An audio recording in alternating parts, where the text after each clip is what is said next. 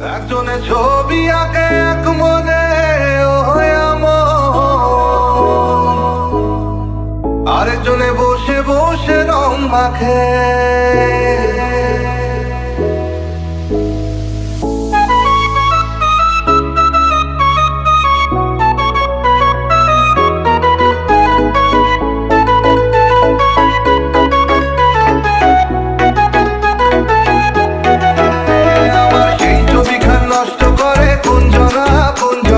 সেই ছবিখান নষ্ট করে কোন জনা। তোমার ঘরে বসত করে কয়জনা মনে চায়।